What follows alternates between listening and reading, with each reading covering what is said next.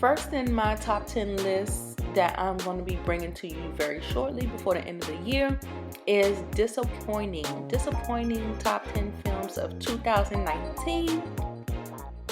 I say disappointing because either I had an expectation and I just wanted more from the films that we got, or either the films just turned out to be really bad.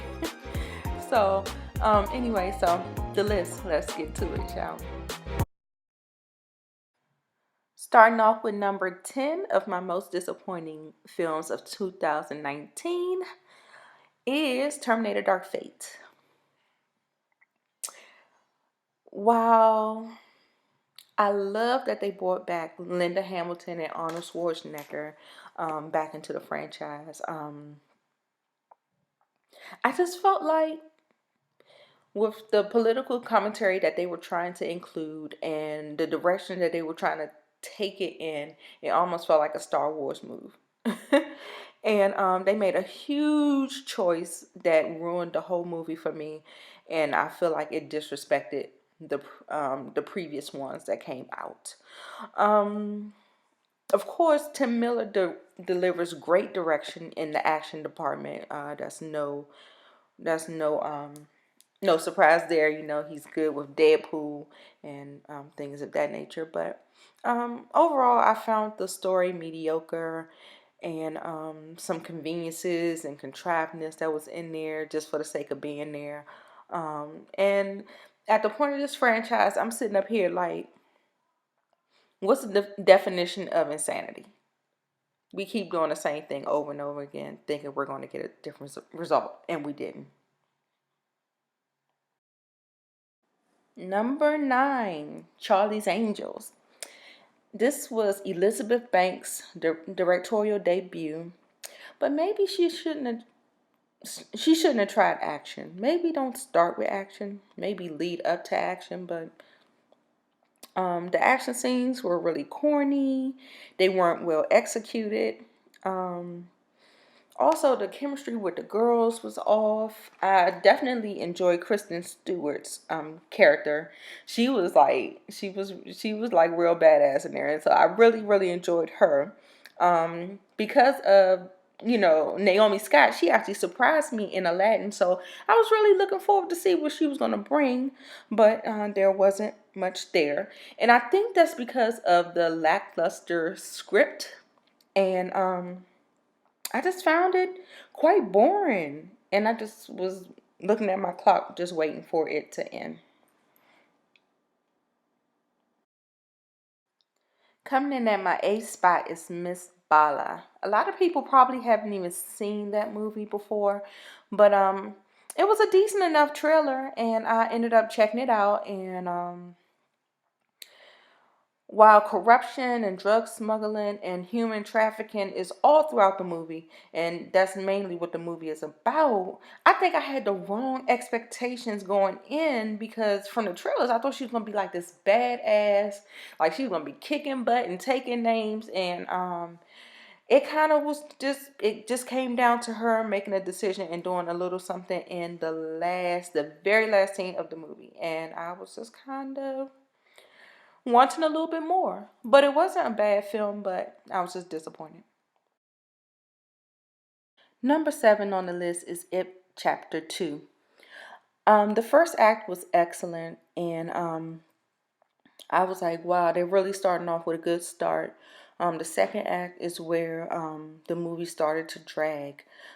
We started to split up our group, and then we ended up panning to the character, getting a little backstory, jump scare, and repeat. And that actually didn't work for me. It was kind of boring. It wasn't really entertaining. Just repeating the same story beats over and over and over. The final form of Pennywise was somewhat unsatisfying and underwhelming to me. I like him better as the clown. I'm here for the clown. Half the jokes didn't land. I noticed that they tried to add more humor, but half of them didn't even land, and didn't even work for me. So that is why I am disappointed with It Chapter 2. Coming in at number 6 is The Kitchen. Tiffany Haddish, Melissa McCarthy, and Elizabeth Moss plays in this movie. It was a crime drama based off a DC Vertigo comic. Um, it was about some mob wives, actually their husbands going to jail, and they had to be left picking up the pieces. And then they decide to um, take over and try to do what their husbands were doing. And in an unprecedented rise in status, especially in Hell's Kitchen in the 1970s, they rise in status, respect, and wealth. But how though? My big problem with this movie is that it is lacking something. Like, you just don't wake up of being a wife and a mother and just say, I'm going to be a mob wife, or I'm going to be in the mob, and that's just not how that works. But um the movie was somewhat enjoyable. You were going through the motions when you was watching it, but you realized that it could have been a lot better. The potential was definitely there. It felt a little rushed and choppy. Like, I don't know if they pulled backstories out of the final cut, but it just felt a little rushed. The acting was great.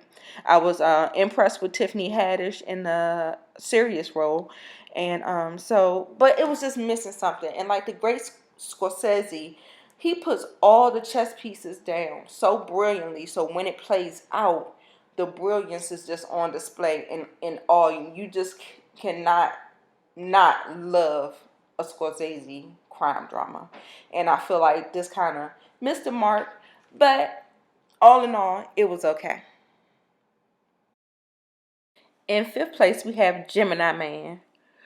Oh, what can I say about Gemini Man? Well, I have a lot to say about Gemini Man, but I'm going to start with the pros. The pros was that, you had the very charming Will Smith. Um, his co-lead, Elizabeth Winstead, she was really good in the film. And yeah, that's about all good I can say about that movie. Now we go to the cons. The de-aging effect was pretty distracting, and sometimes just downright horrible. Like in the light, in light, it was bad. It was really, really bad.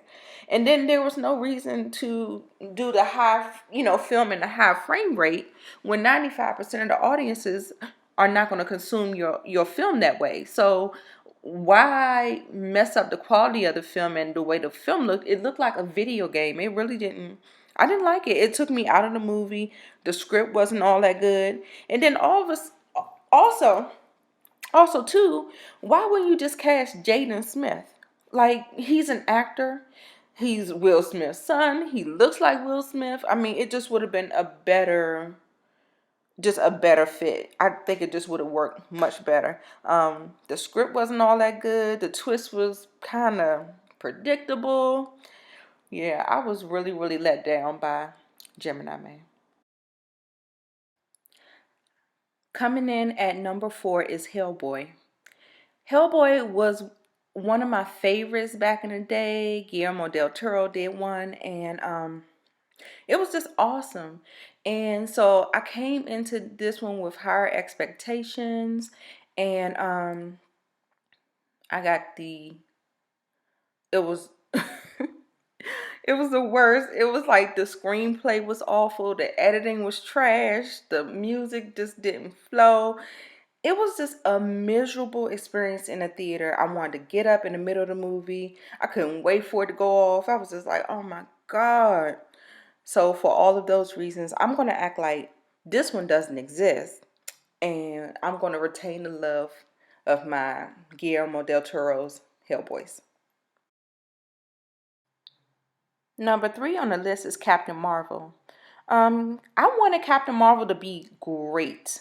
One, because of the MCU, and two, because it was a female superhero.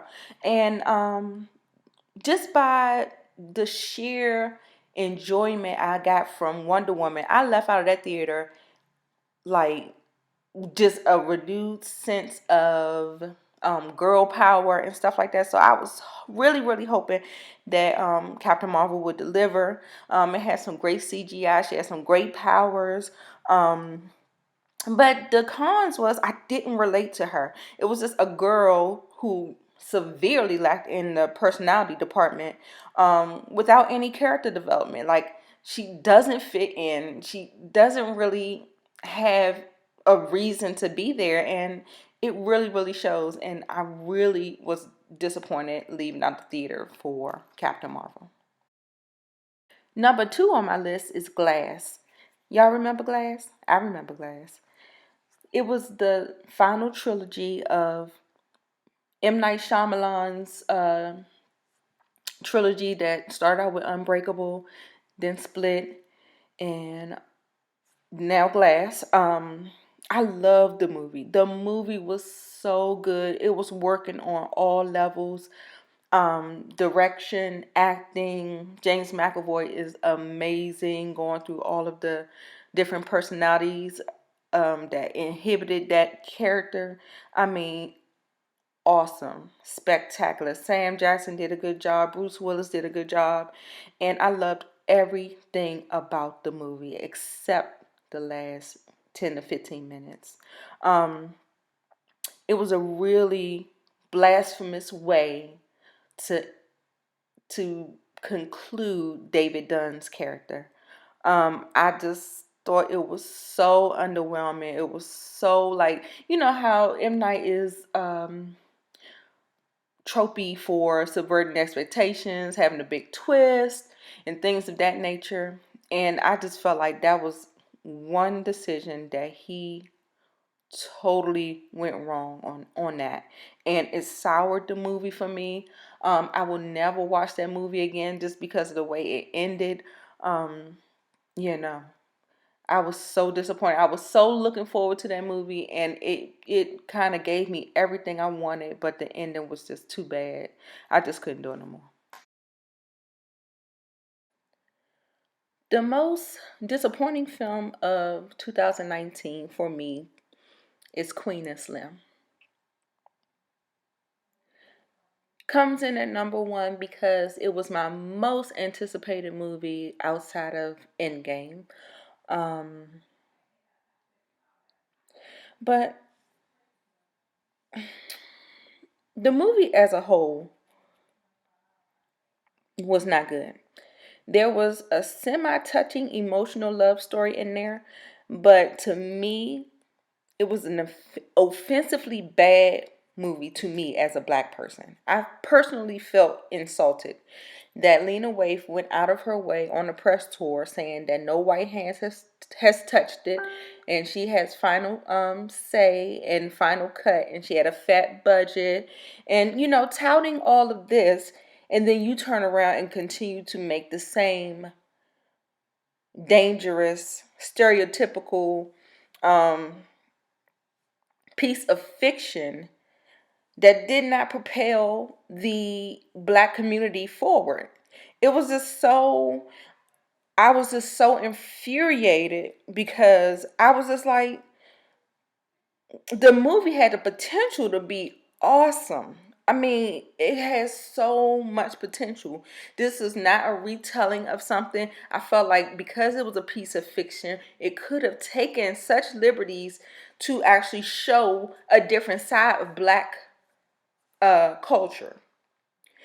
This movie was so triggering, polarizing, and I mean, the protesting, the riot, that was the grotesque thing that I, I couldn't even believe. I couldn't even believe what I was watching. I literally wanted to walk out of the movie theater. I was so upset because of all the irresponsible messages and the dangerous images that she was putting out there to the world that was basically the same thing that's already being shown. We have the white savior, we have the black docile man, we got the angry black woman. And, I felt like the movie, what was the message? What are we talking about? What are you trying to say and convey in this movie? What is the conversation about? I mean, I guess you just want to have people talking about your art, but I still feel like you missed the mark as far as the nuances of the Black experience. There were so many ways that you could have done this in a more, more, uh, a more, I can't even think of the word, just a better fashion, a more tasteful fashion. And I was disgusted by the movie. I was really, really upset. I did not like the choices. Um, yeah, so um, while there was a love story there, it was okay. But the best part of the movie was Bokeem Woodbine for me. All right, y'all. Bye. Well, that wraps up my top 10 disappointing films of 2019. What do you think about my list? What's your list? Comment below and let the diva know. Don't forget to follow me on my social media platforms: Facebook, Noah Go Reviews; Instagram, Boss Lady Nita Boo; Twitter, Nita Bougie; and here on YouTube is Nita the Diva. And I'll see you guys in the next one. Bye.